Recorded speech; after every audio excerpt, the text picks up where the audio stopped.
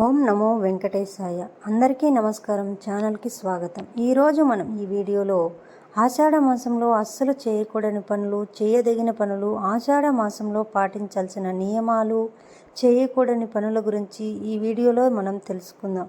ముందుగా అందరూ ఈ వీడియోకి ఒక లైక్ చేసి మీ ఫ్రెండ్స్కి షేర్ చేయండి. అలాగే తెలుగు పంచాంగం ప్రకారం ఆషాఢ మాసం జూలై 14న ప్రారంభమై ఆగస్టు 13 అమావాస్య వరకు ఉంటుంది. ఈ కాలంలోనే వర్ష ఋతువు కూడా ప్రారంభమవుతుంది. ఆషాఢ మాసాన్ని శూన్యమాసంగా భావిస్తారు. ఈ కాలంలో ఎలాంటి శుభకార్యాలు చేయకూడదని పండితులు చెబుతున్నారు. మరోవైపు ఆషాఢ మాసం వచ్చిందంటే చాలు కొత్తగా పెళ్ళైన జంటలకు నెల రోజుల పాటు ఎడబాటు తప్పదు. కొత్త కోడలి ముఖాన్ని అత్తగారు చూడకూడదని నియమం కూడా ఉంది. కొత్త అల్లుడు అత్తగారింటికి వెళ్ళకూడదని ఆనవాయితీ పూర్వకాలం నుంచి వస్తుంది. ఆషాఢ మాసంలో కొత్త జంటలకు దూరంగా ఉండాలని నియమం వెనుక ఉన్న కారణాలు కూడా మొదట తెలుసుకుందాం. ఆషాఢ మాసంలో ఈ పనులు చేయరాదు. ఆషాఢ మాసంలో వివాహాది శుభకార్యాలు చేయకూడదు. కొత్తగా పెళ్ళైన జంటలు ఆషాఢంలో కాపురం చేయకూడదు. కొత్త కోడలు తన పుట్టింటికి వెళ్ళాలి. కొత్త కోడల్ని ఖచ్చితంగా పుట్టింటికి పంపించాలి. ఎందుకంటే ఆషాఢ మాసం మహిళలు గర్భం ధరించడానికి సరైన మాసం కాకపోవడం వలన ఆషాఢ మాసంలో కొత్తగా పెళ్ళైన భార్యాభర్తలు దూరంగా ఉండాలని చెబుతున్నారు. ఎందుకంటే మన దేశంలో ఎన్నో సాంప్రదాయాలు, ఆచారాలు ఉంటాయి. చాలా ఆచారాల వెనుక సైన్స్ కూడా ఉంటుంది. అందువల్లే మన ఆచారాలను, కట్టుబాట్లను ఇతర దేశీయులు సైతం గౌరవిస్తారు.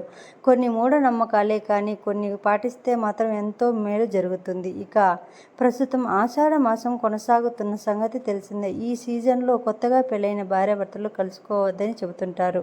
దానికి కారణం ఆషాఢంలో భార్యాభర్తలు కలుసుకుంటే ఈ కాలంలో వైరల్లు, బ్యాక్టీరియాలు ఎక్కువ ప్రభావవంతంగా ఉండటం వలన పుట్టబోయే పిల్లలపై కూడా వాటి ప్రభావం పడుతుందని చెబుతారు.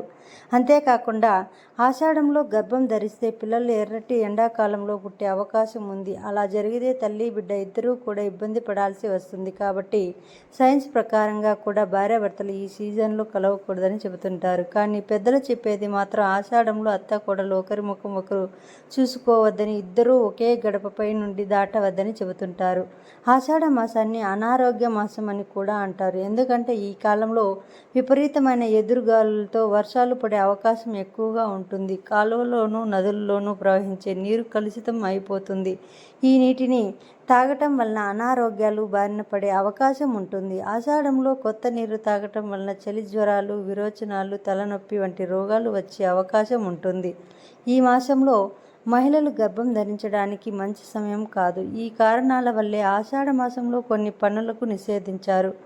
ఆషాఢ మాసంలో పాటించాల్సిన నియమాలు జలుబు, జ్వరం వంటి అనారోగ్య సమస్యలు వచ్చే అవకాశం ఉందని, అందుకే ఈ ఆషాఢ మాసంలో కొన్ని నియమాలను తప్పనిసరిగా పాటించాలని చెబుతారు. ఆషాఢ మాసంలో ఆలస్యంగా నిద్రపోకూడదు. ఆహారం విషయంలో ప్రత్యేకమైన శ్రద్ధ తీసుకోవాలి. రాత్రి అన్నాన్ని తినటం మానేయాలి. ఆషాఢ మాసంలో స్త్రీలు ఒక్కసారైనా గోరింటాకు పెట్టుకోవాలి. దాని వెనకాల కూడా సైన్స్ ఉంది. ఆషాఢ మాసంలో వర్షాలు కురవటం వలన చేతులు, కాళ్ళు పగులు మొదలవుతాయి. అలా చేతులు, పాదాలు పగుళ్ళు వస్తే క్రిములు చేరి అనారోగ్య బారిన పడే అవకాశాలు ఉన్నాయి. కాబట్టి రక్షణగా గోరింటాకును పెట్టుకుంటారు. ఆషాఢ మాసంలో మునగ కూర కూడా చాలా బాగా తినాలి అంటారు. ఆషాఢ మాసంలోని శుద్ధ ఏకాదశి శయన ఏకాదశి అని అంటారు. ఈ పవిత్రమైన రోజు నుంచే చాతుర్మాస వ్రతం ప్రారంభమవుతుంది. ఈ కాలంలో శుభకార్యాలన్నీ నిలిపివేస్తారు. మరోవైపు తెలంగాణ ప్రాంతంలో సాంప్రదాయబద్ధమైన బోనాల ఉత్సవాలను భక్తి శ్రద్ధలతో జరుపుకుంటారు.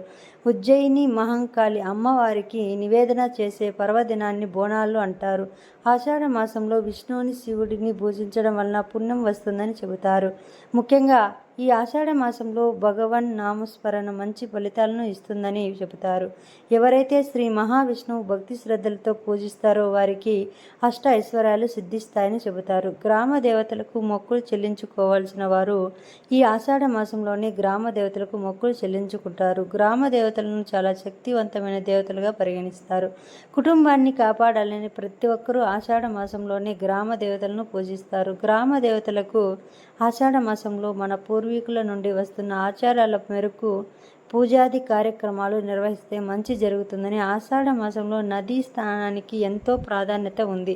సమీపంలో ఉన్న నదిలో కానీ కాలువల్లో కానీ స్నానం చేసి శ్రీ మహావిష్ణువుని నిష్ఠతో పూజించి గోవులకు గడ్డి తినిపిస్తే ఎంతో పుణ్యం లభిస్తుందని పండితులు చెబుతున్నారు. ఆషాఢ మాసంలో ముఖ్యంగా అమ్మవారిని ఆరాధించడం, అమ్మవారికి పూజలు చేయడం కూడా సత్ఫలితాలను ఇస్తాయని చెబుతారు. ఈ ఆషాఢ మాసంలో దానాలు చేయడం కూడా శుభ ఫలితాలను ఇస్తాయి. మీ శ్రేయస్సు ఐశ్వర్యం పెరుగుతుంది. ఆషాఢ మాసంలో ముఖ్యంగా ఆషాఢ మాసానికి హిందూ సాంప్రదాయంలో ఎంతో ప్రాముఖ్యత ఉంది. ఈ సమయం మొత్తం ఆధ్యాత్మికత, భక్తిభావం, దైవారాధన అధిక ప్రాముఖ్యత ఇస్తారు. ఆషాఢ మాసం జ్యోతిష శాస్త్ర ప్రకారంగానే కాకుండా మతపరంగానూ కూడా చాలా ముఖ్యమైనదిగా పరిగణిస్తారు. ఈ మాసంలో శ్రీ మహావిష్ణువును అత్యంత భక్తి శ్రద్ధలతో పూజిస్తారు. దుర్గామాతతో సంబంధం కలిగిన గుప్త నవరాత్రులు ఈ మాసంలోనే వస్తాయి.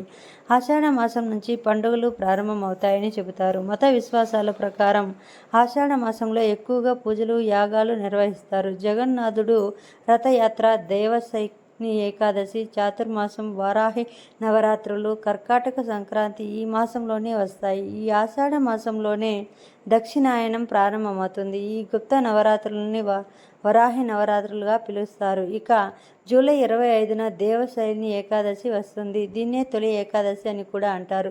తొలి ఏకాదశి నుంచి పండుగలు వస్తాయని చెబుతారు. తెలంగాణ రాష్ట్ర పండుగగా జరుపుకునే బోనాలు కూడా ఇదే మాసంలో వస్తాయి. ఆషాఢ మాసం చివరి రోజున చివరి బోనంతో ఈ ఉత్సవాలు ముగుస్తాయి. ఆషాఢ మాసంలో వచ్చే దేవశైని ఏకాదశి నుంచి శ్రీ మహావిష్ణువు యోగ నిద్రలోకి వెళ్తారని నమ్ముతారు. 4 నెలల అనంతరం దేవుద్దాన ఏకాదశి నాడు మేల్కొంటాడు. ఈ 4 నెలల కాలాన్ని చతుర్మాసం అని కూడా అంటారు. విష్ణుమూర్తిని, శివుడిని, సూర్యుడిని, దుర్గాదేవిని ఎక్కువగా ఆరాధిస్తారు. దాన ధర్మాలు చేస్తూ యజ్ఞాలు, యాగాలు నిర్వహిస్తారు. ఈ మాసంలో గొడవలు, మట్టి కొండలు దానం చేస్తే చాలా మంచిదని భక్తుల విశ్వాసం.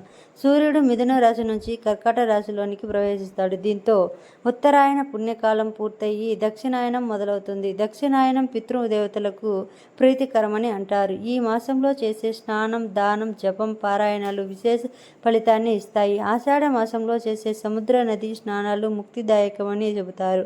చెప్పులు, గొడుగులు దానం చేయడం విశిష్ట ఫలితాన్ని ఇస్తుందని విశ్వాసం. ఈ మాసంలోనే త్రిమూర్తి స్వరూపుడైన గురువుని ఆరాధించడం పర్వదినం. గురు పూర్ణిమ దీనినే వ్యాస పూర్ణిమ అని కూడా అంటారు. మహాభాగవతాన్ని రచించిన వేదవ్యాసుడు జన్మించిన రోజు ఆషాఢ శుద్ధ విద్య రోజున పూరి జగన్నాథుడు బలభద్ర, సుభద్ర రథయాత్ర కన్నుల పండుగగా జరుపుకుంది.